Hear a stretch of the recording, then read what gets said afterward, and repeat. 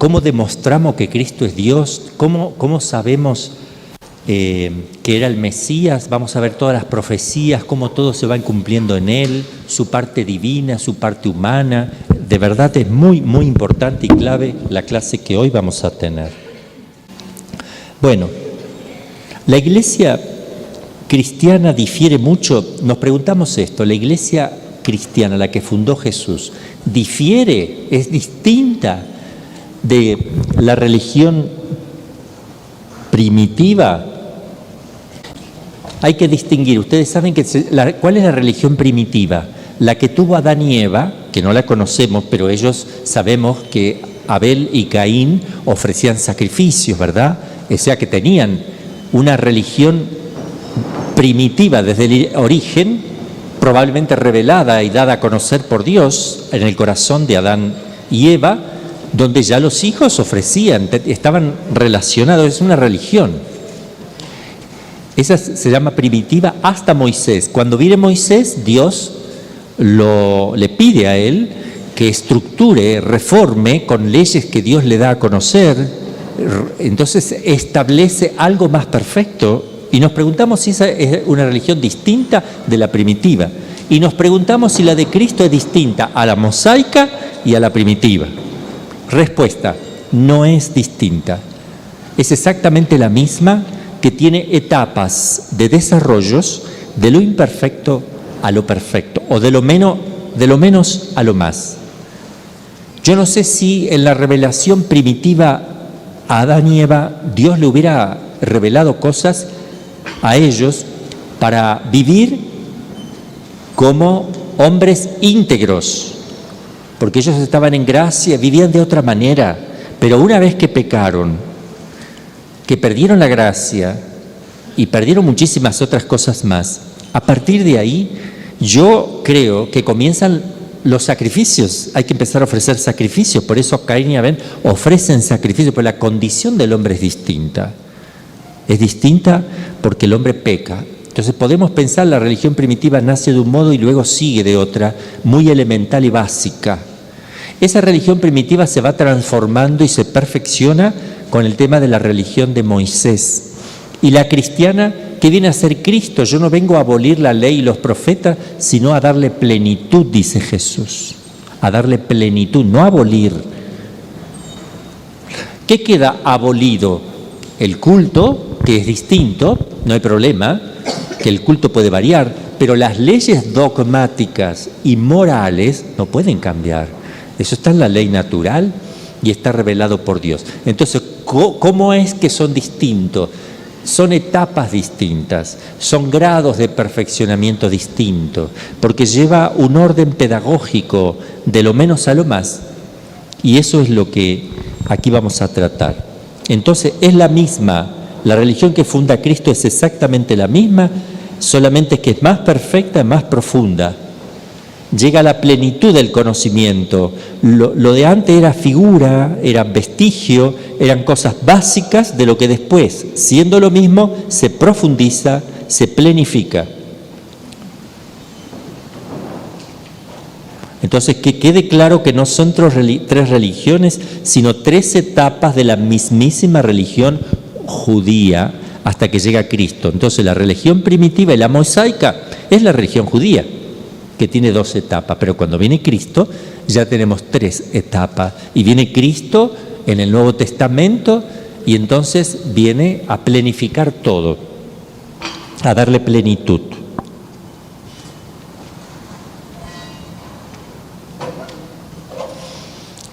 Es un poco cuando decimos, aquí pone una comparación, estas 3 revelaciones o religiones, primitiva, mosaica y cristiana, no son sino diversos estados de una sola y misma religión, y se la puede comparar con un hombre que vive su infancia, que vive su adolescencia y su edad madura.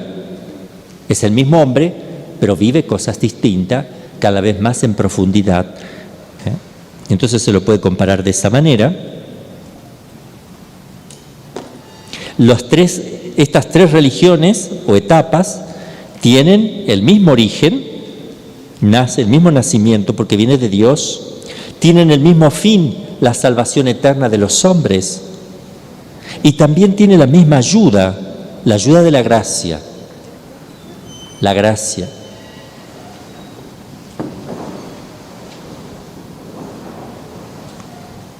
Y este misterio de la encarnación es anunciado por los profetas, ya en la religión primitiva, en el Génesis, pondré enemistad entre ti y la mujer, entre tu descendencia, su descendencia y la tuya.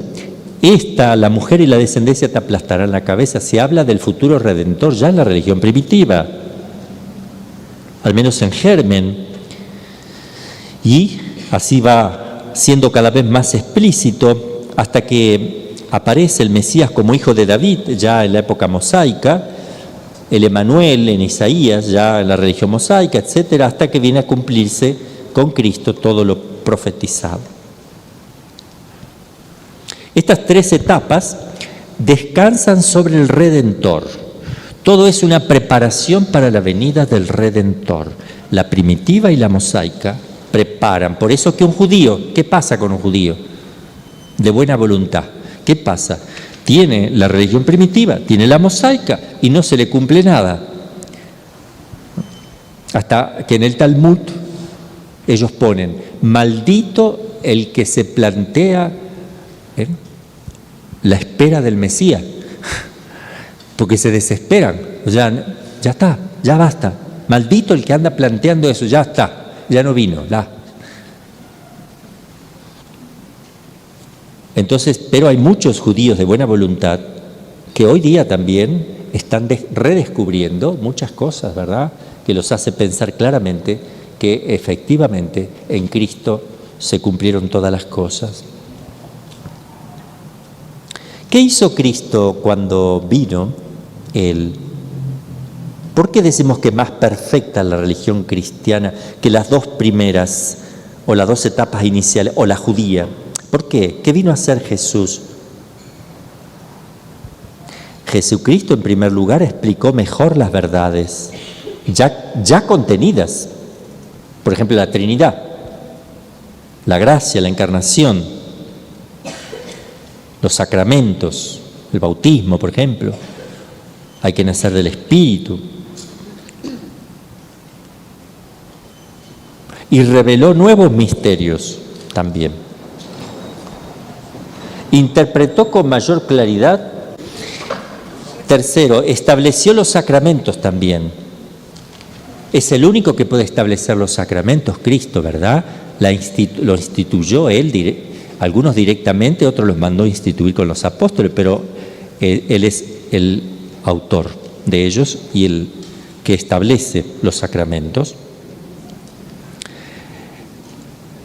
Abolió las ceremonias y figuras del culto mosaico, lo abolió con su sacrificio, ya no tiene sentido el culto y el sacrificio litúrgico que tenían en el Antiguo Testamento, porque ya, ¿para qué van a seguir ofreciendo corderitos si ya llegó el Cordero?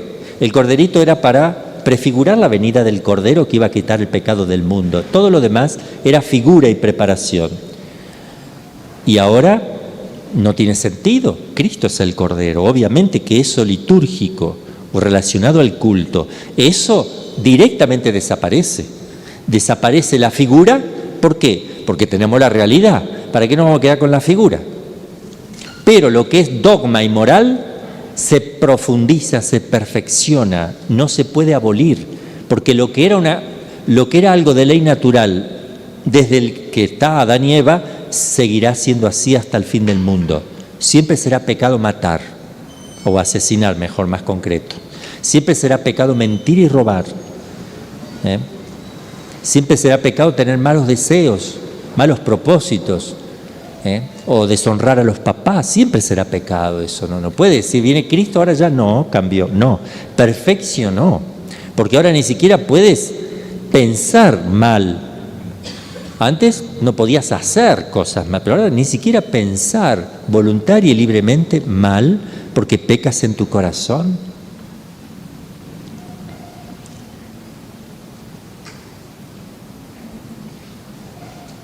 Reunió a los que practican su religión en sociedad visible, lo que es la iglesia. Fundó una iglesia que es distinta de la sinagoga, obviamente. e hizo obligatoria la práctica de la religión para todos.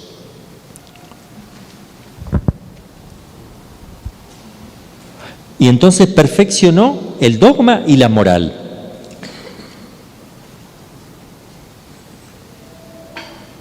El dogma, a ver, derramó más luz sobre las verdades ya reveladas. Por ejemplo, la unidad de Dios y la trinidad de personas, la espiritualidad, el hecho de que Dios venga y haga morada en mi corazón, que el Padre venga a mí, el que le ama, y Él y el Padre estarán, y el Espíritu Santo que habita también las almas, la recompensa y el castigo futuros, muy claramente, la encarnación, la redención, la resurrección del cuerpo también, que estaba en duda. Vino a perfeccionar la moral cristiana, como ya les dije. Había un mandamiento que parecía lo más grandioso que existía. Amar al prójimo como a ti mismo es grandioso. Y uno dice, no, es insuperable. Sin embargo, él lo superó, porque él ya no dice, amen al prójimo como a ti mismo, porque yo puede ser que yo no me ame, que yo me desprecie, que yo no me quiera, y no tengo, entonces puedo decir, yo no tengo obligación de amar a los demás y ni siquiera me amo yo mismo, que soy la medida del amor al prójimo. Es algo perfecto, pero no es tan perfecto como lo que dijo Jesús. Ámense los unos a los otros como yo los he amado. Entonces, ¿cómo me amó muriendo por mí? Por tanto, ya tengo, mayor profundidad. Entendemos que ese amor que Él tuvo conmigo, yo lo puedo tener con los demás, se llama comunión de los santos, se llama caridad, ya no amor, porque es un amor que viene de Dios y se hace en Dios, porque es como Él me amó. Bueno, etcétera.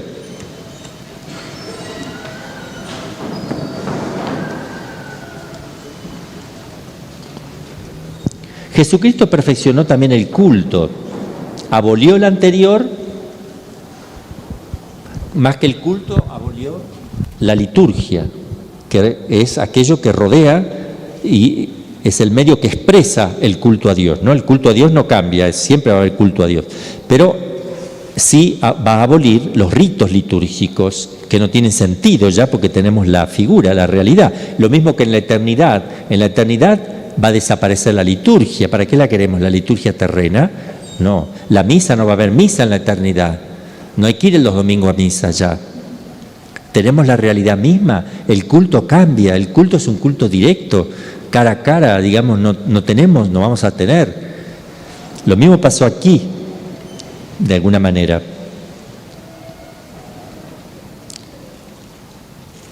Instituye la Iglesia para que conserve sus enseñanzas. ¿Qué comprende la religión cristiana? ¿Qué cosa comprende? La religión cristiana comprende tres cosas fundamentales, de donde se va a sintetizar un poco el catecismo. Tres cosas fundamentales, para que Julia ya vaya haciendo esos cuadritos. 3, 1, 2, 3. Las verdades que debemos creer. En primer lugar, eso es el dogma, las verdades que debemos creer, el dogma, que se expresa en el credo. ¿Qué debemos creer? El dogma, el credo. ¿Qué debemos practicar? Practicar. Lo primero es creer con el entendimiento, con la inteligencia, recibimos la fe. ¿Qué debemos creer? Ahora, ¿qué debo practicar con la voluntad unido a la inteligencia? Ya son actos de voluntad, actos concretos, y se llama la moral. ¿Qué debemos practicar? Los mandamientos, la moral cristiana que se sintetiza en los mandamientos. Repito, lo primero, ¿qué debemos creer? Sería el dogma, el credo. Y va a la inteligencia eso. Ahora, ¿qué debemos practicar? Que va a la voluntad, además del entendimiento, que es la moral, los mandamientos. Y por último, ¿cuáles son los medios para dar gloria a Dios y santificarnos y darle culto? Son los sacramentos, los preceptos, la oración y el culto.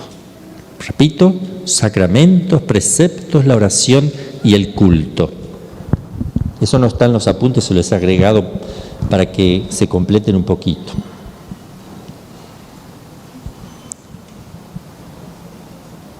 Más adelante, cuando veamos estas cosas, lo vamos a explicar más en profundidad. Basta solamente decir que se dividen en tres partes lo que comprende la religión cristiana, que son estas tres cosas: lo que debemos creer, lo que debemos practicar y el medio con el cual nos santificamos y damos culto a Dios. ¿Qué cree un cristiano? No una religión cristiana no católica, ¿verdad? Nosotros, cristianos católicos, ¿qué creemos como cristianos?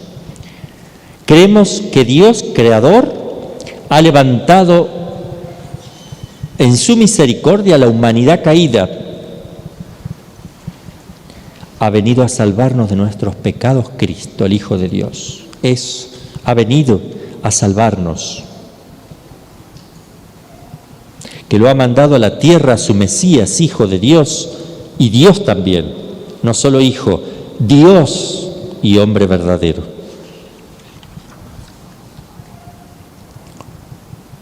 Es decir, que creemos que la segunda persona de la Trinidad, que se hizo hombre en el seno de María Santísima,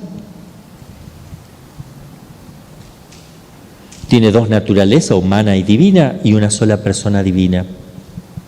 Es un yo solo, un yo divino, pero tiene dos modos de comportarse, tiene dos modos de actuar. Uno actúa al modo divino y actúa al modo humano. Actúa al modo divino siendo a su vez un yo divino, y actúa al modo humano siendo un yo solo divino, no humano, solo divino. Y ese yo une las dos formas de actuar. El yo va en el medio. Entonces Cristo llora, y llora ¿quién? El único yo, que es el Verbo. Cristo resucita a un muerto y lo hace, por tanto, la naturaleza divina de Cristo, con el yo divino que tiene también. También creemos que murió por nuestros pecados y resucitó. Creemos que dejó su iglesia, que dejó una cabeza en la iglesia. Creemos también que dejó los apóstoles, que son los obispos, y estos a su vez ordenaron sacerdotes. En realidad creemos lo que está en el credo. Por eso sintetiza un poco nuestra fe. Y el credo después se puede ir abriendo, se puede profundizando y dividiendo, y se pueden meter todas las verdades ahí. Bien, ahora vamos a demostrar que la religión es divina, la cristiana es divina, y vamos a demostrar que Cristo es el Mesías de verdad. ¿Y qué vamos a lograr si demostramos esto? Tres cosas vamos a lograr al demostrar que Cristo es Dios y que fundó una verdadera religión. Tres cosas vamos a demostrar. Contra los judíos, que el Mesías ya llegó.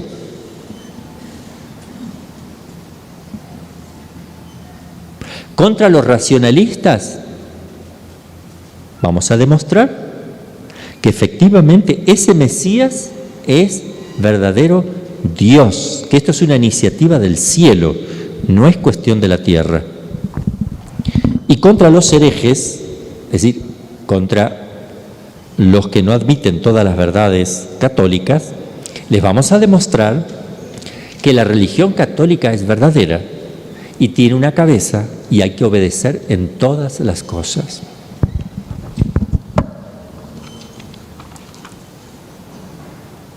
Bien, ahora, ¿cómo sabemos que la religión es verdadera y divina? Acá, cuidado, porque acá es muy importante, esto que vamos viendo ahora. Sabemos que es divina. Voy a nombrar 8 cosas y las voy a desarrollar. Primero solo las menciono, luego las voy a ir desarrollando. A través de 8 cosas o de 8 puntos yo puedo saber que la religión cristiana es divina, es de origen divino, porque la fundó Dios directamente. ¿Cómo lo voy a demostrar? Uno, porque se cumplieron las profecías hechas con Cristo. Todas las profecías se cumplieron en Jesús. Que eso es algo no natural, ¿verdad? Nadie puede decir algo futuro que se cumpla. Podrá acertarle en algo, pero que se cumplan todas las profecías en Cristo, ya. Segundo, los milagros lo van a probar. Tercero, el hecho de haber resucitado es Cristo mismo. Él se autorresucitó, se resucitó a sí mismo. Significa que tiene un poder sobre la vida. Y si tiene un poder sobre la vida, tiene poder... Tiene poder sobre la existencia. Es como crear. Tener poder sobre la vida, disponer de la vida como uno quiera, es porque significa que tiene la existencia. Es decir, que dar vida a lo que está podrido o no tiene vida, dársela es como crear. Por eso un médico no va a poder dar jamás la vida. La ciencia nunca va a ser algo que tenga vida, que sea una silla que tenga vida, o que fabriquen una hoja que tenga la fotosíntesis espontáneamente y que vaya desarrollándose. No se puede. Hay algo que no tiene, que no se lo pueden poner. No lo tiene. Puede ser artificial, que parezca que va creciendo, pero en realidad que crezca de verdad, naturalmente, es imposible, que tenga vida propiamente. Después vamos a probar que la religión es verdadera por las profecías que Jesús mismo dijo, no las que se cumplieron en Él, sino las que Él dijo y se cumplieron.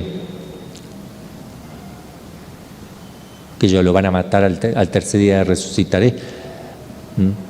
Iremos a Jerusalén, me tomarán prisionero, se van a burlar, me van a flagelar y al tercer día resucitaré. O sea, es muy claro eso, muy puntual, por ejemplo, ¿no?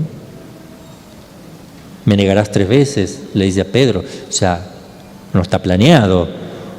Nadie se puede meter en la libertad de un ser humano. Esta noche, no dice me negarás alguna vez, esta noche me negarás 3 veces antes que cante el gallo. O sea, obviamente que hay alguien aquí que sabe cosas ocultas que solo Dios puede conocer porque están dentro de la libertad del ser humano. Es decir, si fueran causas necesarias, como que yo veo las nubes y el viento y digo va a llover, les aseguro que esta noche llueve. Bueno, pero te estás basando en causa y efecto. O sea, pero en los que son libres, el ser libre, en las cosas contingentes y libres, no puede uno conocer qué va a ser la persona, cuando en realidad está expresando que va a ser lo contrario.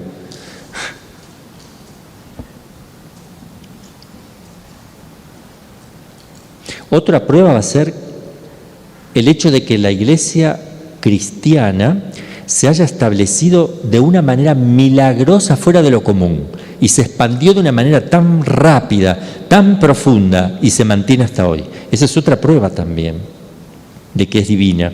Las cosas divinas no se destruyen. También otra prueba para mostrar que es divina es la fidelidad y la muerte de los mártires que dieron. Nadie da la vida por algo que duda. También solamente alguien con una fuerza especial que no le viene de la naturaleza lo mueve a morir por algo que no ve ni toca, que es algo de iniciación divina, tiene iniciativa divina eso, el martirio.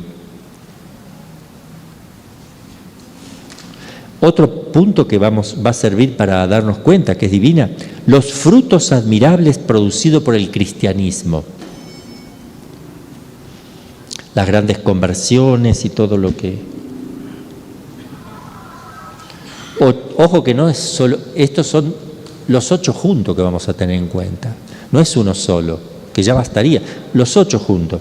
El octavo, la excelencia verdaderamente divina de la doctrina de Cristo. La doctrina es maravillosa, la doctrina misma es fascinante, es hermosa, hace mucho bien a las almas, produce mucha paz, hace progresar a los pueblos, hace amarse a los hombres, los unos y respetarse y quererse, defiende la familia, la vida, en la ley natural.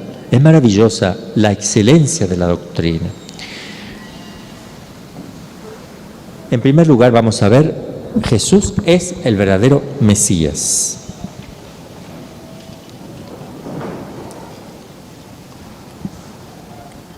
¿Cómo lo puedo probar?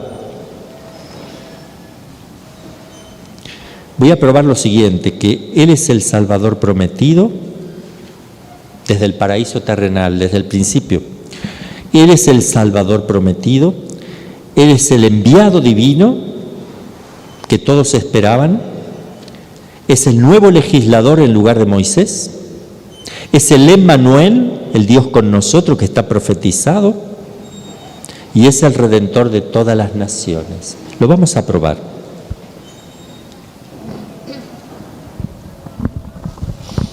En Cristo se van a realizar todas las profecías del Antiguo Testamento.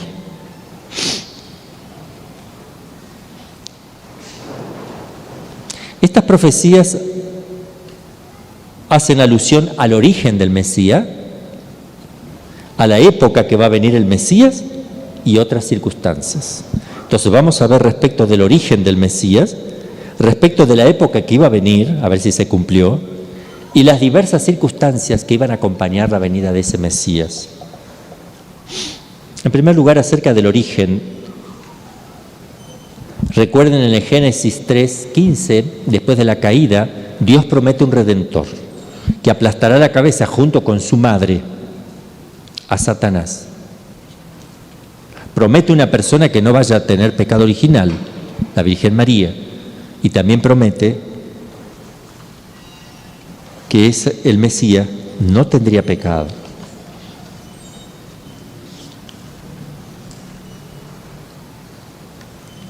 Dios va a renovar esta promesa en el patriarca Abraham, Isaac y Jacob, en primer lugar,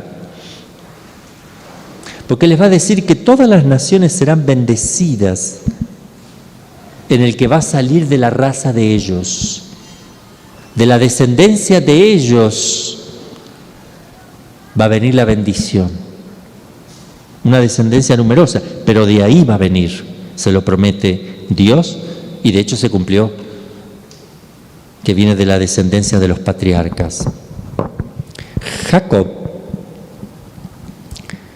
estuvo iluminado por el espíritu profético y anunció a Judá, su cuarto hijo, que el libertador descenderá de él, de la tribu de Judá, cuarto hijo de Jacob. De ahí le dice a él, de ti vendrá el libertador. Una profecía, porque de ahí vino.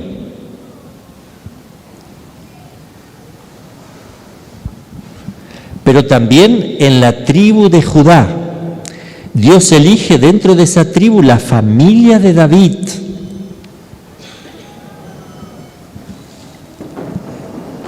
Y le dice, yo pondré sobre tu trono al rey David, a un hijo que saldrá de ti, pero cuyo reinado será eterno. Yo seré su padre, él será mi hijo, dice Dios a David. Yo seré su padre y él será mi hijo. Entonces el Mesías debía venir de la descendencia de David. Y eso se ha cumplido. Y de la tribu de Judá. Y tiene estas características que acabo de decir. Dios es su Padre, Él es el Hijo amado. Por eso aparece el Hijo del Hombre y el Hijo de Dios, que ya es otro tema. Nosotros acabamos de resumir un poco, pero también está. Él es el Hijo de Dios. Yo soy hijo de Dios, pero no como el Hijo de Dios, el único, por naturaleza. Yo soy por gracia. Yo participo porque Dios es bueno y me participa regalándome eso. Pero al Hijo de Dios nadie le regala nada. Es el Hijo auténtico y verdadero por naturaleza del Padre. Ahora vamos a ver las profecías acerca de la época. Sí. Los dos vienen de la descendencia de David, aunque no era necesario José, porque no tiene una descendencia de sangre con respecto a Jesús. No obstante, los dos eran de la descendencia de David, se van a empadronar en Belén los dos, aunque era obligatorio solo para San José, María también le acompaña en el empadronamiento. A ver, vamos a hacer la pregunta en voz alta. Sí, yo leí la descendencia de José. ¿Dónde puedo leer la descendencia de María? Porque en la Biblia está donde desciende José. Ajá. Ok, bueno, ¿dónde puede leer la descendencia de María? Bueno, habría que hacer un estudio. Nosotros estamos estudiando historia bíblica, tal vez le podría yo dar un libro, no sé cómo hacer para que lea eso, ¿verdad? No sé. En el libro de Mariología que yo tengo, ahí sale. Ahí explica un poquito cómo desciende María de la descendencia, cómo viene la descendencia de María, de la estirpe de David. No me lo recuerdo bien todo el proceso, ¿no? Bueno. Hay una profecía de Jacob. En el lecho de la muerte, en el momento que él está muriendo, este patriarca Jacob comienza a predicar a cada uno de sus hijos la suerte que les iba a tocar. Le dice entonces a su hijo, dijo a Judá lo siguiente: el cetro es para gobernar, el cetro no saldrá de Judá, ni el jefe de su raza, hasta que haya venido aquel que debe ser enviado y que será la esperanza de todas las naciones. Génesis 49:10. Según esta profecía que acaba de hacer Judá, el Mesías debe venir cuando la tribu de Judá haya perdido la autoridad significada por el cetro. Ahora bien, cuando llegó Jesucristo, la autoridad acababa de pasar a manos de Herodes, que gobernaba en nombre de los romanos. Y los mismos judíos dejaron muy claro, dieron testimonio, que no tenían ya autoridad cuando dijeron a Pilato: no tenemos derecho para condenar a muerte. Luego es cierto que Jesucristo vino en el tiempo señalado por Jacob, ya había perdido toda autoridad del pueblo. Acuérdense, el cetro no saldrá de Judá ni el jefe hasta que haya venido aquel que debe ser enviado. Ahí se perderá el gobierno, ahí no tendrán autoridad, no habrá cetro, hasta que venga él. En el momento que Cristo viene, acababan los judíos de perder su dominio total y eran como una provincia, ¿verdad? En dominio del César, debían pagar tributo. El profeta Daniel, mientras estuvieron en el cautiverio de Babilonia, Daniel rogaba ardientemente al Señor que aminorara los sufrimientos de su pueblo y de una vez mandara al Mesías. Y entonces viene el arcángel. ¿Saben quién viene a hablar con Daniel? El arcángel Gabriel, que le anunció a María. Y está relacionado con el Mesías. Gabriel es el que va a anunciar el Mesías a María. Entonces, ¿quién va a hablar sobre el Mesías con Daniel? Gabriel. El arcángel Gabriel le anunció lo siguiente: el tiempo ha sido reducido a 70 semanas para tu pueblo y para tu santa ciudad, después del cual será abolida la iniquidad y el pecado tendrá fin. La iniquidad será borrada y dará lugar a la justicia eterna. Las visiones y las profecías tendrán su cumplimiento, se van a cumplir. En ese tiempo, el Santo de los Santos recibirá la unción. ¿Quién es el Santo de los Santos? Cristo. Recibirá la unción, el ungido. Cristo significa el ungido, Cristos. Grábalo bien en tu espíritu, le sigue diciendo, desde la orden que se dará para reedificar a Jerusalén, a partir de la orden que se dará, todavía no se había dado, a partir de la orden que se dará para reedificar a Jerusalén, hasta Cristo, hasta el Mesías, jefe del pueblo, habrá 7 semanas y 62 semanas. Los muros y los edificios públicos serán levantados a pesar de muchas dificultades. Eso se ha cumplido todo. Después de las 62 semanas, el Cristo será condenado a muerte. Y el pueblo que habrá renegado de él dejará de ser su pueblo. Otro pueblo vendrá con su jefe, el cual destruirá la ciudad y el templo. Esta ruina será el fin de Jerusalén. Está hablando de la destrucción de Jerusalén, año 70 por Tito, de parte del Imperio Romano. El fin de la guerra consumará la desolación anunciada. En una semana, la que queda, el Cristo sellará su alianza con muchos. A mitad de la semana, las víctimas y los sacrificios serán abolidos.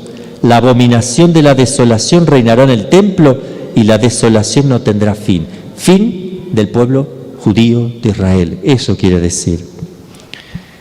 Según esta profecía, el objeto de la venida del Mesías es la remisión de los pecados. Viene a morir por el pecado de su pueblo. Esa es lo que está profetizado. En 70 semanas todas las profecías deben cumplirse, es lo que se acaba de decir. Ahora, esas semanas no son semanas, las semanas, y lo entendían así los judíos perfectamente bien, nosotros entendemos otra cosa, pero cuando se usa las semanas, así como está usado aquí, no se refieren a semanas nuestras, son años. Esas semanas representan años, eso lo sabían ellos. Y podían sacar el cálculo, y de hecho lo sacaron y acertaron, porque llegó la plenitud de los tiempos y había un grupo de judíos buenos, estudiosos del catecismo, no estudiaban conmigo, pero estudiaban también y sabían que era el momento, porque contaban los años del profeta Daniel. Ahora lo vamos a explicar. Se trata entonces de semana de años, son semanas de años, según la manera ordinaria de calcular los judíos. Las 70 semanas constan, por tanto, de 490 años. Y exactamente aplicando eso, desde que empezó a reconstruirse Jerusalén, que todavía no se estaba reconstruyendo, a partir de ahí, como le dijo el arcángel Gabriel, comenzó todo y justo coincide en la venida de Jesús. El profeta, es la publicación del decreto para la reconstrucción de Jerusalén. A partir de ahí, este edicto fue dado por Artajerjes Longímano, el 20º año de su reinado, esto es, en el 454 años antes de Jesucristo. Y entonces el profeta va a dividir las semanas en 3 períodos. Esto para que lo lean despacito y lo vayan entendiendo. 3 períodos muy desiguales. Habla de 7 semanas, habla de 60 y 2, 7, 62 y de 1. 7, 62 y 1 son 70. La primera, que es de 7 semanas, que corresponden a 49 años, los muros de Jerusalén deben ser levantados con grandes dificultades. La historia prueba correctamente, exactísimamente eso. Les costó muchísimo, un gran sacrificio, donde con una mano tenían la espada y con la otra mano iban construyendo la muralla, porque no le dejaban construir. Y exactamente en 49 años comenzó eso, los muros de Jerusalén. Segundo periodo, que está compuesto por 62 semanas o 434 años, eso es lo que debe transcurrir antes que Cristo sea condenado a muerte. Estos 434 años, añadido a los 49 del primer periodo, termina en el año 29 de la era cristiana, 29.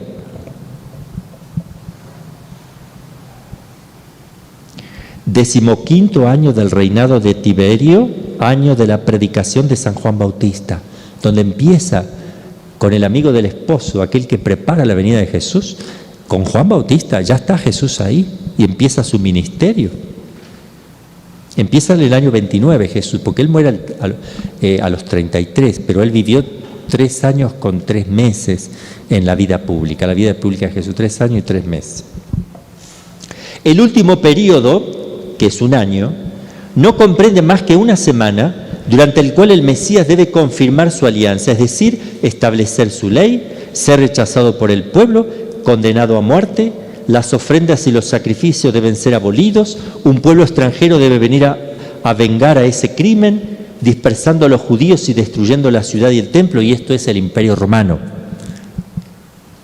Ahora bien, todo eso sucedió al principio de la 70ª semana, el año 30 de nuestra era. Jesús comienza su predicación, que dura 3 años y 3 meses.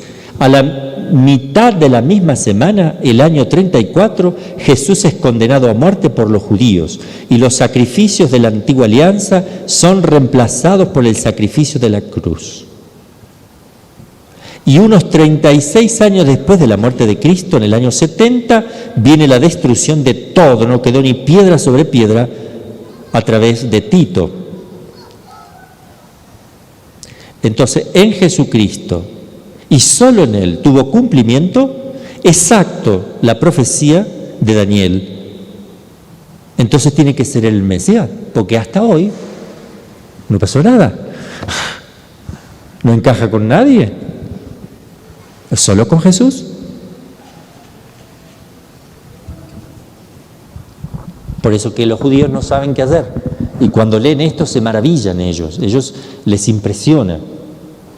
Pero fieles a su tradición con minúscula de sus padres que no lo aceptaron, también es muy difícil eso. Nuestros antepasados no aceptaron.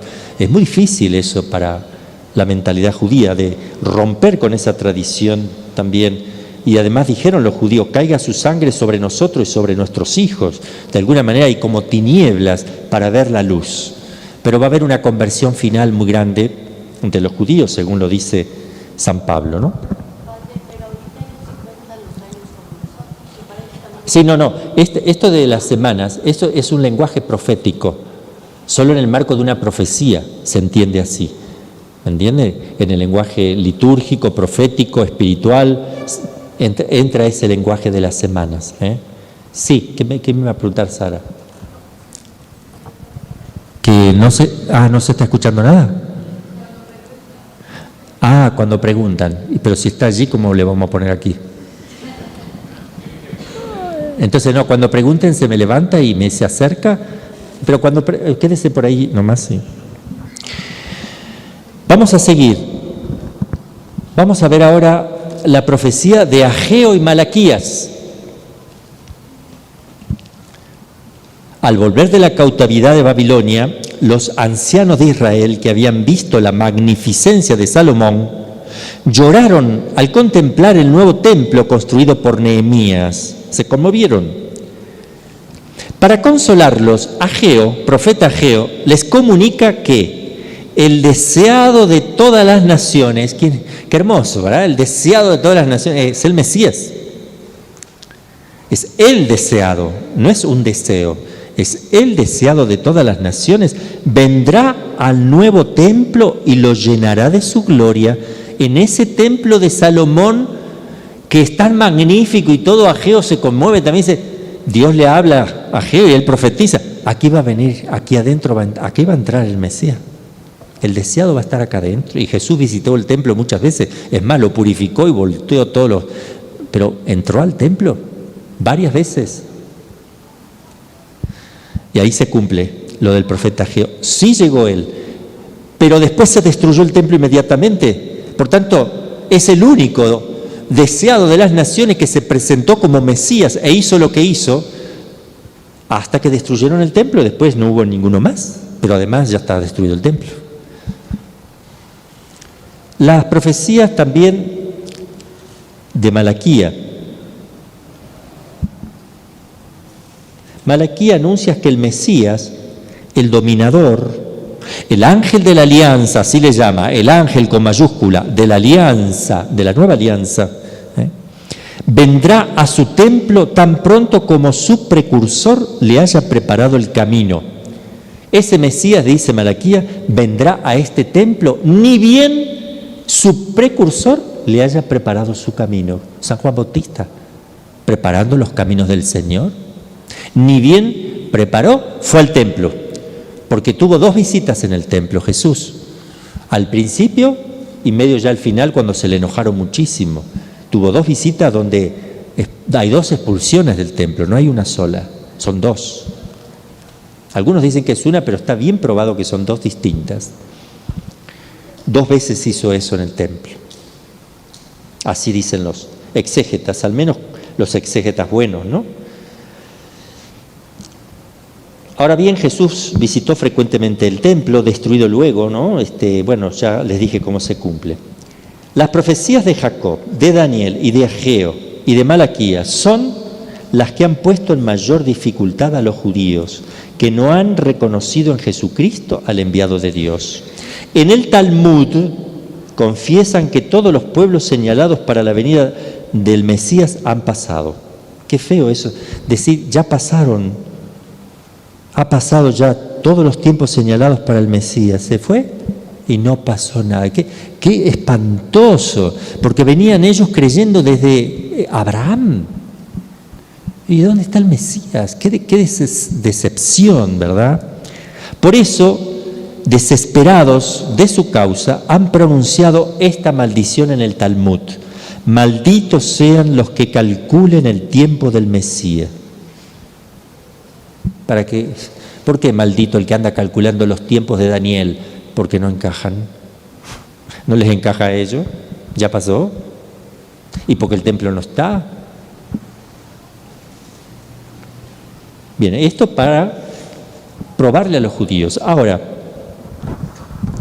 profecías acerca a la venida del Mesías, diversas circunstancias que rodean la venida del Mesías y fueron profetizadas y se cumplieron en Cristo. Por ejemplo, Isaías anuncia que el Mesías debía nacer de una virgen.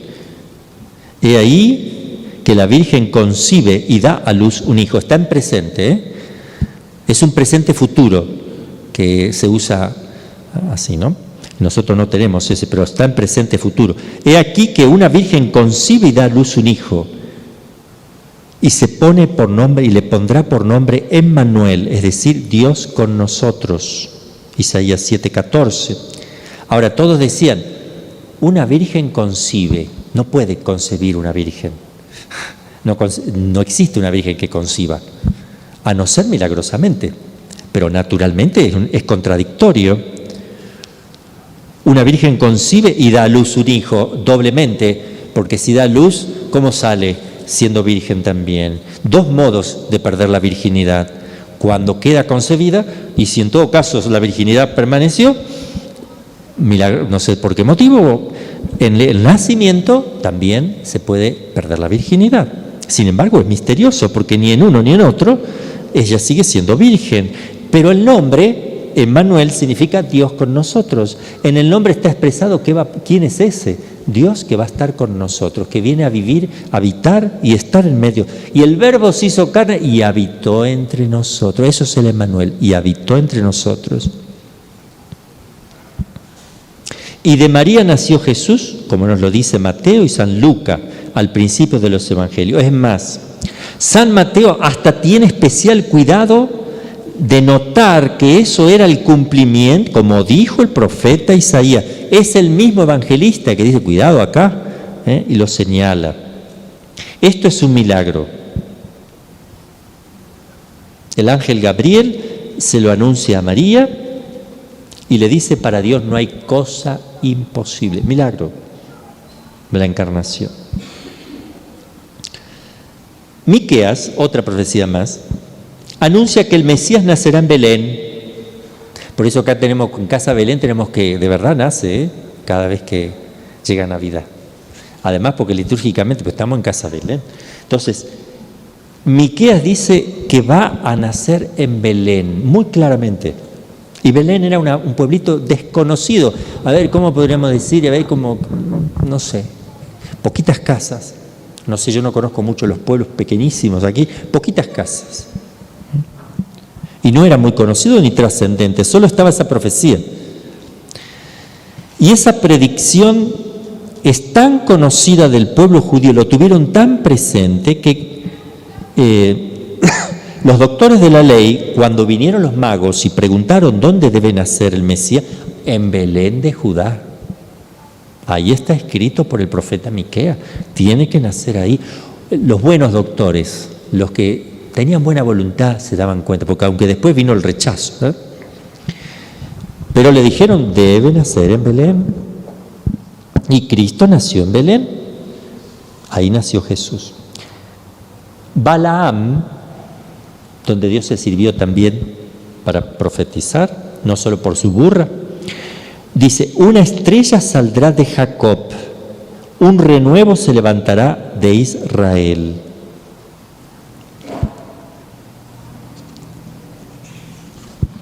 El recuerdo de esta profecía es que mueve a los magos de Oriente y los lleva a Jerusalén. Esta profecía era conocida por los magos.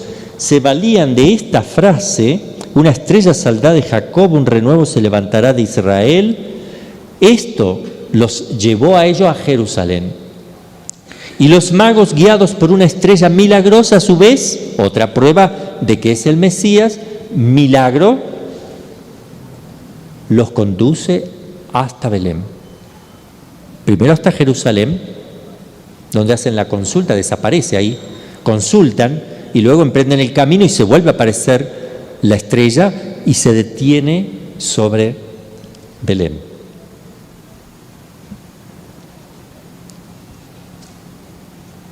Vamos a ver las características que dice las profecías que va a tener el Mesías.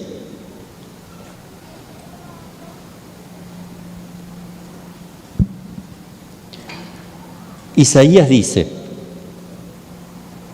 voy a leer textual, un niño nos ha nacido, un hijo nos ha sido dado, llevará sobre sus hombros, ¿qué iba a llevar Jesús sobre los hombros? La cruz después, ¿verdad? Llevará sobre sus hombros la señal de su principado. Será llamado admirable, el consejero. Será llamado el Dios fuerte, con mayúscula Dios. Padre de los siglos futuros, príncipe de la paz. Su imperio se extenderá cada vez más y la paz que establecerá no tendrá fin. Ocupará el trono de David, descendencia de David, y su reinado durará para siempre, eternamente. Su reinado. Cristo es rey, no temporalmente. Esta es la profecía de Isaías. Nace un niño, ¿dónde? En Belén, según Miqueas. Y el ángel Gabriel, por otra parte, va a decir, no temas María, concebirás y darás a luz un hijo y le llamará Jesús. Él será grande, llamado Hijo del Altísimo. Dios le dará el trono de David su padre, reinará en la casa de Jacob para siempre y su reino no tendrá fin. La profecía de Isaías, lo mismo, se cumple en él. Esta comparación entre el texto de Isaías y el texto de Isaías es Isaías 9, del 6 al 7.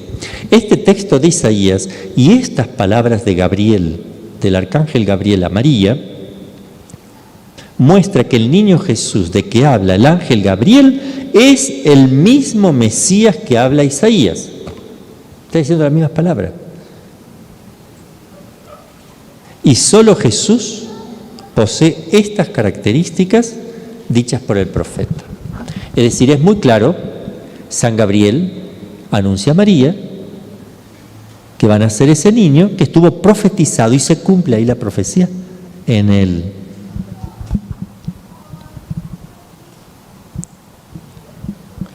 Va a ser Cristo el que va a llevar sobre sus hombros la cruz, el cetro de su imperio. Él es el admirable en su nacimiento y en su vida, en su muerte y en su resurrección. Dios fuerte en sus milagros, en los consejos, príncipe de la paz, etc. Vamos a ver los milagros de Cristo, si prueban que Él era Dios. Según las profecías de Isaías, Cristo debía confirmar su doctrina con milagros. Eso lo dice Isaías. Ese Mesías va a hacer milagros. Y después vamos a ver si Cristo hizo milagros. Obvio, se cumplen en Él. Dice, Dios mismo vendrá, dice Isaías, y os salvará. Él vendrá directamente. ¿Cómo va a ser Dios para venir directamente? Claro, su Hijo, que es el mismo Dios, baja a la tierra. Ahí se entiende. Viene directamente y nos va a salvar. Uno dice, ¿cómo nos va a salvar? ¿Del imperio romano? ¿De qué nos va a salvar? ¿Del pecado? Va a morir por nosotros. Nos va a salvar. Entonces los ojos de los ciegos serán abiertos, los sordos oirán, el cojo saltará como un ciervo y la lengua de los mudos será desatada. ¡Wow! Cuando venga Dios que nos va a salvar, va a pasar esto. O sea, los milagros de Jesús. La pasión de Cristo. Todos los pormenores de la pasión habían sido anunciados con mucha anticipación. Por ejemplo, Zacarías, si yo no digo los textos, pregúntame los textos, porque como yo voy diciendo, yo me olvido de decir los textos. La pasión. Zacarías predice la entrada triunfal del Mesías en Jerusalén y las 30 monedas entregadas al traidor. Zacarías 10, 9, un texto, y el otro es Zacarías 11, 13. Él profetiza la entrada triunfal de Jerusalén en un asno, en un pollino, y los 30 monedas entregadas al traidor, que lo iban a vender con 30 monedas. David, el santo profeta David, en el Salmo 21, describe la pasión del Mesías. Y se cumple todo perfecto. Oprimido de ultrajes, rodeado por un populacho que lo insulta. ¿Eso está? Adivina quién te pegó, las injurias y todo. Tan deshecho por los golpes recibidos. Ahí tenemos. Que se le pueden contar todos los huesos, ni uno va a ser quebrado. Por eso cuando le iban a quebrar las piernas, no lo hicieron, porque ya estaba muerto. Pero ni se dio cuenta el centurión de que vio que está muerto, para que le iba a quebrar las piernas, le clava una lanza en el corazón, me aseguro de esa manera. Es más fácil, porque agarrar un martillo y golpear las rodillas hasta que se quiebren, cuesta. Entonces, en cambio, agarrar una lanza, se la clavo, le atravieso el corazón por las dudas. Y dice ahí el texto, no le quebraron las piernas, como dice el profeta David, han taladrado sus manos y se le pueden contar sus huesos. Ve sus manos y sus pies traspasados, han taladrado sus manos y sus pies, dice el profeta David en el Salmo 21. Sus vestiduras, se repartieron sus vestiduras, dice el profeta, Salmo 21. Y su túnica fue sorteada. Las vestiduras fueron repartidas y su túnica fue sorteada. Uno dice, ¿qué túnica sorteada? Se podría haber tirado, vendido, robado. Pero lo sortearon. ¿Por qué no la querían romper? Porque era de una sola costura. Y eso era maravilloso. Eso lo hizo la Virgen. Dice la tradición. El manto ese se lo hizo María. Y es muy probable, era su mamá. Y lo tenía reservado para un momento especial, para su partida. Y no tenía costura, había que saber coser. Miren la Virgen las cualidades, que no decía nada, ¿verdad? Ella no dice nada, pero las cualidades. Y no fue rota, fue sorteado. Sí, hermanito, fuerte. No sé, algunos, no sé, hermanito. Nosotros vamos a lo cierto acá, después vemos, no sé si se conserva. Lo que sí es que se cumplió todo esto a la letra, y esto es lo más maravilloso, ¿verdad? Isaías muestra al Mesías cubierto de oprobios.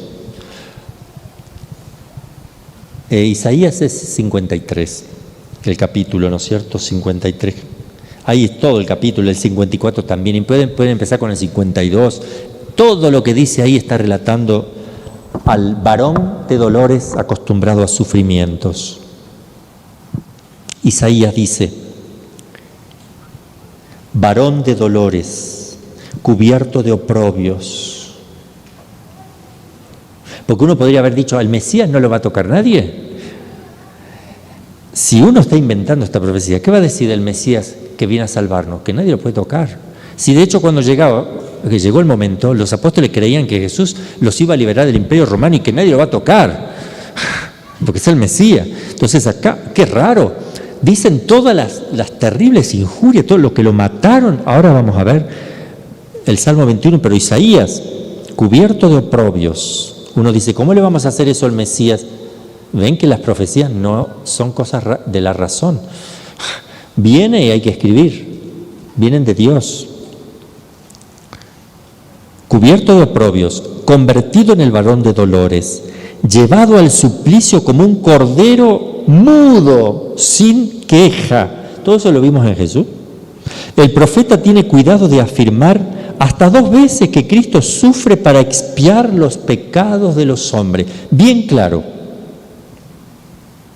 Él es nuestro rescate, nuestra víctima. Aparece la víctima inmolada, nuestro redentor. Esto no se aplica más que a Cristo de lo que le pasó a Jesús. No existe nadie que se haya presentado como Mesías hasta hoy, que ha tenido las categorías de Mesías, que se han cumplido todo lo que yo dije en todas las profecías anteriores y que se haya cumplido a su vez esto, sino solo en Cristo. Sumen todo esto que estamos diciendo y solo se ha cumplido en Cristo. La resurrección del Mesías lo anuncia David y lo anuncia Isaías.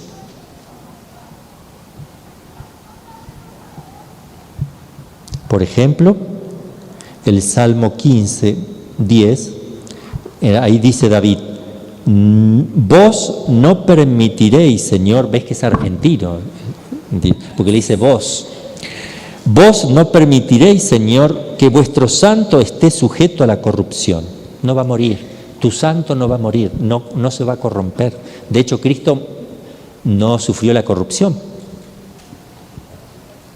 El renuevo, y va a decir Isaías, el renuevo de José, el hijo de David, será dado como una señal a todas las naciones. Los pueblos le invocarán y su sepulcro será glorioso.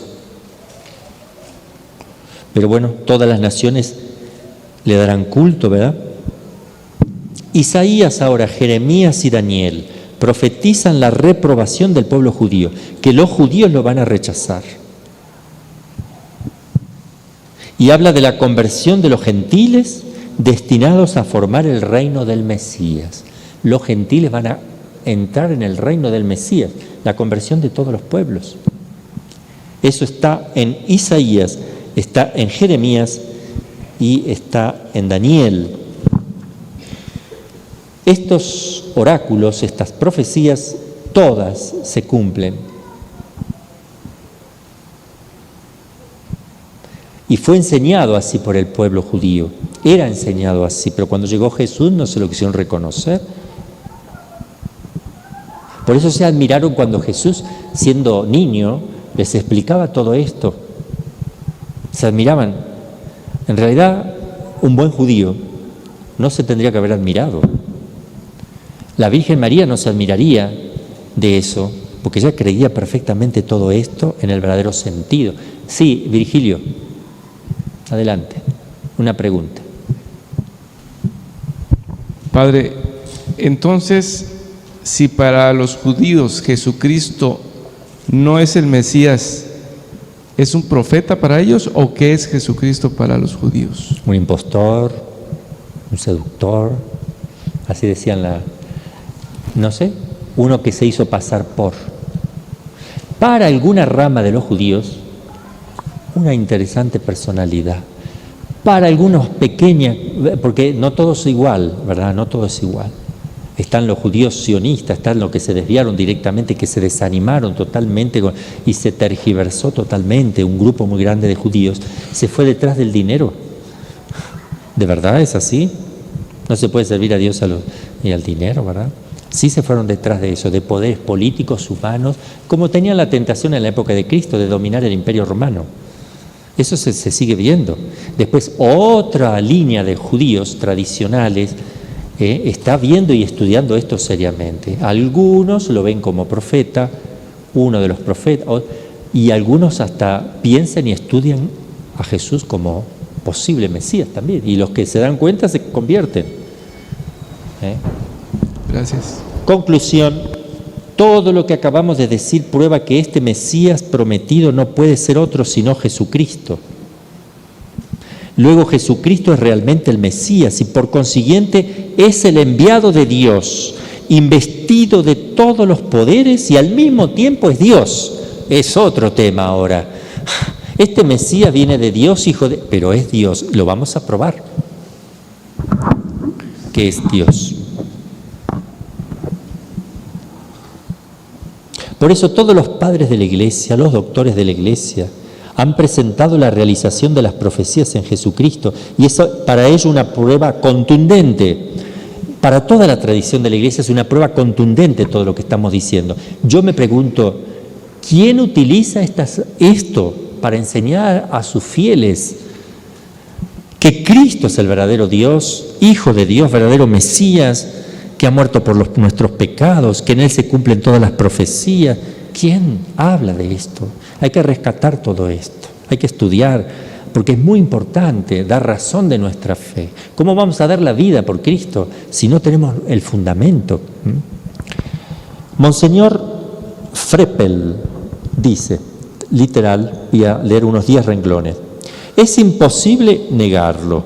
Israel esperaba un Mesías, rey, pontífice, profeta. Sus libros sagrados marcaban con anticipación todos los rasgos de este libertador prometido. Por otra parte, es cierto que solo Jesús de Nazaret ha realizado el tipo mesiánico exactamente descrito en el Antiguo Testamento. Querer explicar este hecho por una coincidencia completamente casual es imitar a aquellos que atribuyen a la casualidad la formación del mundo. ¿Se dirá que Jesucristo se aplicó las predicciones de la Escritura? Pero no depende del poder de un hombre elegir el lugar de su nacimiento, nacer en Belén, más bien que en Roma, nacer de la raza de Abraham, de la familia de David, aparecer en el tiempo señalado por Jacob, Daniel, Ageo, no depende de él. Hacer milagros, resucitar después de muerto, ser glorificado como Dios todopoderoso y eterno, y eso porque había sido predicho. Solo Dios ha podido disponer la marcha de los acontecimientos para llegar a este gran resultado, y su realización basta para demostrar la divinidad del cristianismo, lo divino del cristianismo. Aquí dejamos 10 minutos de descanso. Vamos a ver los milagros de Jesús. Nos preguntamos si los milagros prueban que alguien es Dios.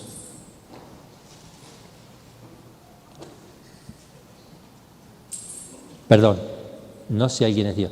Si el milagro prueba la divinidad de la religión, que sea divina. Acuérdense que uno puede hacer un milagro sin ser Dios. Pero si ese que hace milagros llega a decir que Él es Dios y hace milagro y le resulta, entonces obvio que está haciendo algo con un poder fuera de lo normal, que Dios está obrando en Él para confirmar algo, ¿no? Bueno, si los milagros de Jesús prueban que la religión cristiana sea divina, un solo milagro prueba la divinidad de una religión, uno solo. Porque solamente Dios puede hacer verdaderos milagros. Por tanto, ese único milagro no puede venir sino de Dios. Ese milagro puede hacerlo por sí mismo Dios o a través de alguien. Jesús hizo numerosos milagros. Luego Jesucristo es Dios, o por lo menos enviado de Dios. Y una religión fundada por un enviado de Dios es divina, porque lo manda Dios. Entonces la religión es divina. Y más si el que está enviado es Dios, más claro queda que es divino.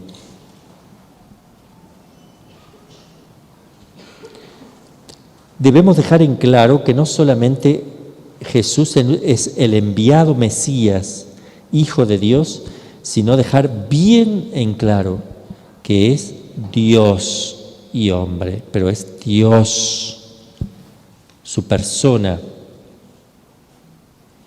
Porque solo Dios puede hacer milagros, el demonio no puede hacer milagros, la ciencia no puede hacer milagros. Los predigitadores o los que dicen que hacen la magia blanca o la magia para diversión, como vino la otra vez uno a hacer ahí, trucos de magia, es un modo de decir, no es magia. No es magia. La magia negra también realiza cosas que no son milagros, son prodigios. El demonio realiza prodigios, simulaciones y cosas que tienen explicaciones naturales. Por ejemplo, yo he estado en una habitación donde aparece una botella en el aire y cae y se rompe y el poseso se toma del vidrio y se empieza a cortar. Y ¿cómo entró eso? Si estaban las ventanas cerradas, todo. ¿Cómo entra? Aparece y cae. Y ya vi varias cosas así. Y la explicación es que el demonio puede mover los objetos a velocidades que la vista no los percibe, ¿verdad? No sé la secuencia de cuánto tiene que ser para que nosotros podamos ver las imágenes, no me acuerdo por segundo cuánto tiene que ser, pero si eso supera la velocidad, de hecho en la televisión hacían lo que llamaban los mensajes subliminales. Por ejemplo, uno estaba mirando la televisión, estoy hablando de los años 70, por ahí, 60, 70, estaba mirando la televisión y aparecía una Coca-Cola fresca, así bien fresca, en una esquina de la pantalla, pero tan rápido que el ojo humano no lo ve. Y al ser de esa manera así, yo empiezo a desear en el consciente tomar una Coca-Cola fresca. Y después se prohibió, porque se llaman mensajes subliminales. O sea, yo prefiero ver la Coca-Cola con los ojos y decir, no quiero tomar. Pero así es como que me viene de adentro, tiene mayor fuerza. Prohibido ya eso, los mensajes subliminales, ¿verdad? Entonces el demonio puede transportar la materia a velocidades que la vista no lo ve. No es que se aparezca de la nada, eso se llama crear, el demonio no puede crear. De hecho, he tenido casos donde sacan cosas por la boca, por ejemplo, me acuerdo un clavo doblado de una manera y un clavo grande. Ese clavo que sacó una chica de 15 años por la boca, salió y después le salió una aguja de tejer por la cabeza sin hacerle agujero, una cosa rara, y sacó por el cuerpo 2 billetes de dinero, en papel de dinero. No me acuerdo cuánto eran, 20 pesos argentinos, no me acuerdo cuánto. Bien, y entonces el clavo ese, dice el papá de la chica, es el que dejé, fue a mirar y era el clavo, uno de los clavos que estaba él utilizando. Fue transportado rapidísimo, ¿verdad? Y los billetes eran de la otra habitación, estaban esos 2 billetes puestos y los eliminó del cuerpo, ¿verdad? O sea, para que veamos un poquito que el demonio no puede crear la materia, la transporta. En otra oportunidad vi que un poseso estaba con las manos así y se empezó a reír y apareció ante mi mirada una hostia en la mano del poseso, toda mojada, como diciendo, jaja, se la saqué a alguien que la tenía en la boca. No sé qué quiso decir, pero apareció. Uno diría de la nada. Llegó ahí y no la alcancé a ver porque la velocidad con que llegó ahí parecía que aparecía en el aire, ¿verdad? Pero yo doy testimonio directamente y sé, no solamente yo lo explico así, sino que sé que la explicación es así. Por la velocidad con que traslada la materia, eso es posible. Entonces el demonio puede hacer prodigios, pero no puede suspender la ley natural. No puede hacer que yo tire una piedra en el aire y que se sostenga en el mismo lugar. Él la tiene que sostener. Claro que yo a él no lo veo. Yo veo que la piedra está sostenida, pero la está sosteniendo él. En cambio, Dios puede hacer que una piedra se sostenga sola. Porque él puede suspender la gravedad, suspensión de ley natural, a eso se le llama milagro. Dios puede El milagro que hizo Jesús, el milagro de las bodas de Caná, que es un milagro eucarístico, porque nos está enseñando algo importante, ese milagro de pasar del agua al vino es hacer una nueva creación, es crear algo nuevo, porque no existe la transformación del agua en vino, no lo puede hacer nadie, ningún químico, entonces naturalmente no existe una transformación. Entonces, ¿qué hizo Jesús ahí? Una nueva creación. Es algo que va más allá de las posibilidades de la naturaleza. Es más fácil que el vino se vaya convirtiendo en agua, los vinos que son de mala calidad, echamos agüita, vendemos más, pero es muy difícil y es imposible, si no hay un milagro, que el agua se transforme en vino.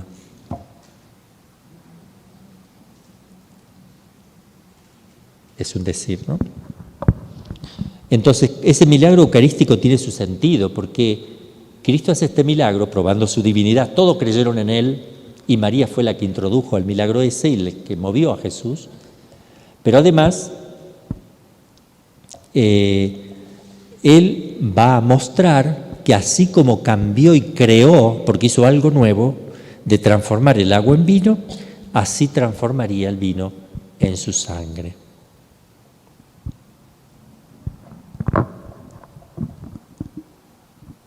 Y Jesús hizo numerosos milagros. Hizo milagros sobre la naturaleza inanimada. Por ejemplo, el agua en vino. 2 veces multiplica el pan para alimentar a las muchedumbres. Eso es crear materia. Porque ustedes saben que el pan no se multiplica por reproducción como se multiplican los gérmenes o las bacterias. Con una palabra calma la tempestad. Es decir, tiene dominio sobre la naturaleza. Viene Pedro y le dice: Señor, dicen que tenemos que pagar impuestos, no lo estamos pagando. Bueno, Pedro, una pregunta: ¿quiénes pagan impuestos? ¿Los hijos pueden pagar impuestos? No, los hijos no pagan impuestos. Pero para que no se pero para que no se escandalicen, ve al mar, tira el anzuelo, el primer pez que saque, abre la boca y encontrarás una moneda de oro o plata, no me acuerdo cuál es. Paga tu impuesto y el mío. Eso es tener dominio sobre la creación. Pues yo voy a pescar y no pasa nada. Milagros sobre las enfermedades también. Jesucristo sana toda clase de enfermos. O sea, que no es que lo cura de una herida, que se cura naturalmente a su vez. Hace cosas que la naturaleza no puede hacer. Me acuerdo un milagro del Padre Pío, uno de los más grandes. ¿Cómo se llama la mujer? Clonis, que veía con fotos, le sacaban fotos, veía sin pupila, no la tenía, nunca la tuvo. Y el Padre Pío le hizo una oración y empezó a ver, y si no es que apareció la pupila, sin pupila, no necesita Dios hacer ver a una persona con pupila, cosa que los médicos dicen es absolutamente imposible, es como caminar sin piernas, no se puede. Bueno, acá sí se podía. Entonces los milagros que hace Jesús de curaciones no son curaciones que van un poquito más rápido que lo normal, porque también podría ser un milagro que uno haga curar a una persona que necesitaba un mes o un año de recuperación, le hizo una bendición y se adelantó desproporcionalmente, es un milagro. Pero no hizo de ese tipo de milagro Jesús, o por lo menos yo no me recuerdo. Los que hacía era donde no queda duda alguna de que Él tiene un dominio sobre las enfermedades. El paralítico que fue bajado del techo, un paralítico de nacimiento, ¿qué pasa con sus músculos de las piernas? Esto se lo dicen a los médicos y ellos se quedan admirados, porque no tiene músculo. Si nunca caminó, no tiene músculo sus piernas. Y sin embargo, Jesús le hizo levantar su camilla que había que llevar. No eran, ya repito, que no eran una estructura de aluminio. Hacer una camilla liviana hoy día es fácil, pero en ese tiempo eran palos. palos pesadísimos.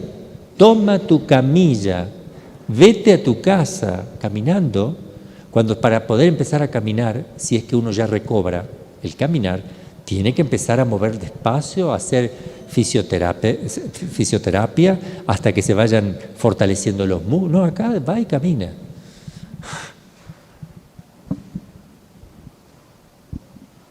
Milagros sobre los demonios. Al oír la palabra de Jesús, los demonios salen del cuerpo de los posesos y proclaman que Él es el Hijo de Dios. Cállate, le dice Jesús. ¿Por qué los hace callar? Porque que un mentiroso confirme verdades no agrega nada, así mejor que no las diga. Es el padre de la mentira. Para andar diciendo verdades viene Cristo a decir la verdad, ¿no? Milagros sobre la muerte. Jesús resucita a la hija de Jairo, muerta, no que se está muriendo, muerta. Se ríen, se burlan, y Jesús dice, está dormida. ¿Qué dijo Jesús cuando dijo está dormida? Murió en gracia de Dios, en paz, como Lázaro, está dormido, pero se burlaban, se reían y lo sacó a todo afuera, tomó a Pedro, Santiago y Juan nada más. Al hijo de la viuda de Naín tocó el féretro, ya lo llevaban a sepultar. Está muerto. Lázaro, podrido, pobre Lázaro, yo le digo podrido y estaba podrido, ¿qué va a hacer? Porque ya no es cadáver, más o menos podemos entender cuando ya no sale todavía el olorcito, pero si ya sale olorcito, ya es materia descompuesta, ya es algo que, ¿cómo va a tomar vida lo que ya está descompuesto? Si ni se puede comer. Yo no puedo comer carne descompuesta, porque ya es otra cosa, hace daño, ¿no es? Esto es carne descompuesta, perdonen la expresión, pero es importante que veamos la naturaleza de estos milagros. Los milagros de Jesús fueron perfectamente comprobados. No estamos hablando de fantasías. Son libros históricos cuyos escritores contemporáneos dieron la vida por Cristo, por lo que vieron. No están inventando nada. Y Jesús hacía estos milagros en presencia de un gran número de personas, en lugares públicos, en plazas, a vista de los judíos que eran sus enemigos, estaban en su contra, a la vista de los escribas, fariseos.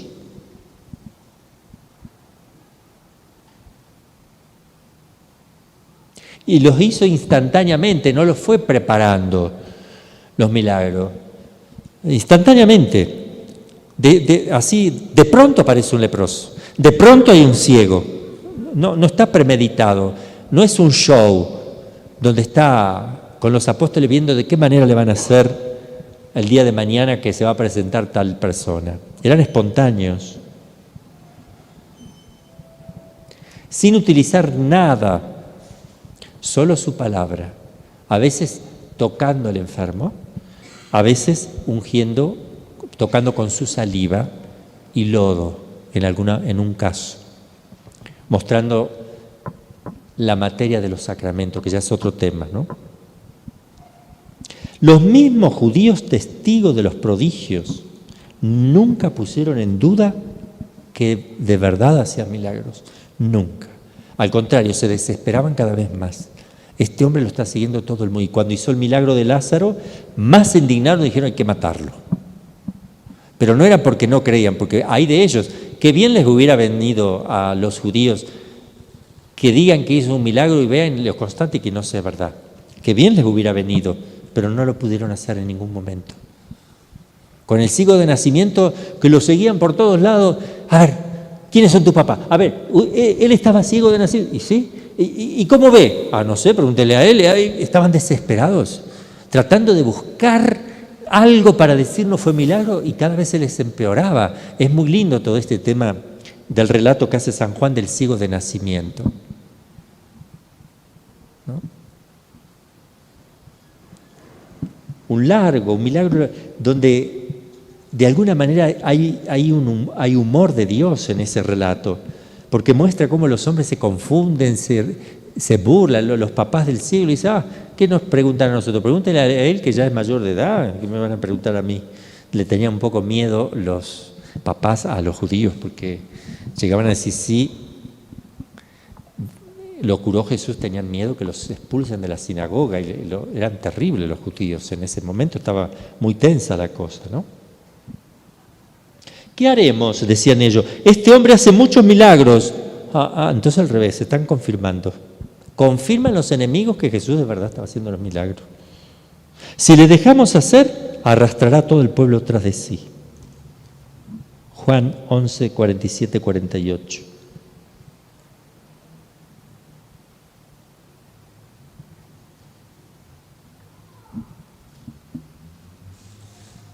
En el Talmud era tanta la evidencia de que Cristo hacía milagros que la colección de tradiciones judías, para negar que Jesús fuera el Mesías, lo que sea, confiesan los milagros de Jesús, dicen sí, hizo milagro, pero era magia. No se les ocurre decir no los hizo, porque era muy evidente que sí los hacía. Entonces, ¿qué hacen? Dicen el motivo. Sí, lo hacía con magia. Magia diabólica, como también decía los judíos. Lo expulsan los demonios con el poder de Belcebú, con el mismo demonio. Como si el demonio se va a prestar a ser exorcista, ¿verdad?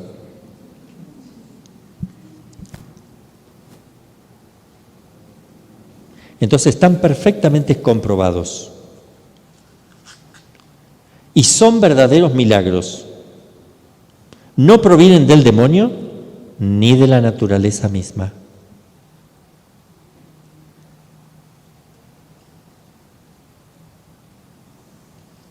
La mayoría de los milagros de Jesús exige un poder infinito.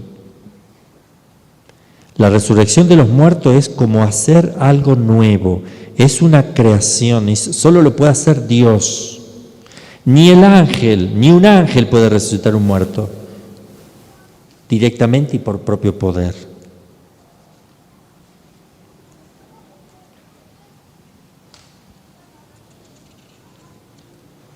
Es decir, que la resurrección demanda un poder igual a la creación.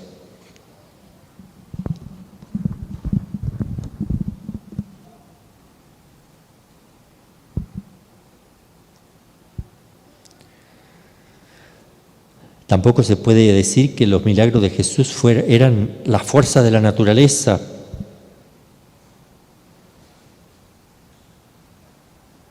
Bien, en fin. Jesucristo hizo sus milagros para probar su divina misión y la verdad de su doctrina. Él enseña y lo prueba con un milagro. Enseña y lo prueba. Dice, yo soy igual al Padre. ¡Bum! Un milagro. El Padre y yo somos uno. Antes que esto existiera, yo ya era. Antes que Moisés existiera, yo ya existía.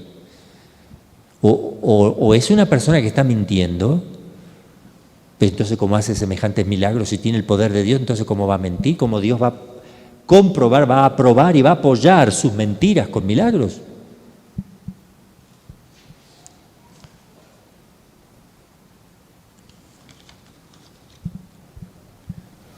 Bueno, son las 9. No quiero empezar otro temita, creo que ahí estamos bien.